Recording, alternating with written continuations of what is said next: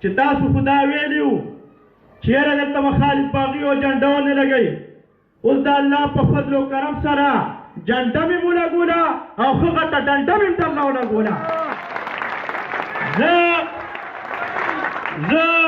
زه هغه خپل مخالفینو له دا وایم چې دا څومره وو دوی خو دا ګڼل چې دا علاقه به د دوی غلامه وي.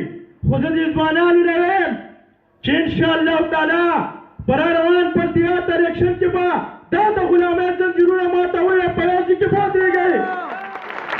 زمانونو وخت ډېر کم دی، ښه تقریر کولی شم دا خبره نشته دی. خو ډېرو خلکو خو لا دا ویل چې بھئ زمونږ پلار نیکه سیاستدان دی. خو زه هغوی له دا یم چې حقیقت خبره ده زما پلار نیکه سیاستدان نه دی، خو الحمدلله زه سیاستدان یم. او راشئ او که څوک خبره کولی شئ نو ما سره په سټیج باندې ودرېږئ او خبره وکړئ چې تاسو له پته ولګئ چې زه سیاستدان یم او که تاسو سیاستدان یې. زه تاسو څومره ټیم نه اړم. زه د صوبۍ وایس چیرمین جناب فخر پېښور فخر سادات جناب سید فیاض علي شاه صاحب نه خواست کوم چې هغه راشي د خپل خیالات اظهار وکړي. سید فیاض علي شاه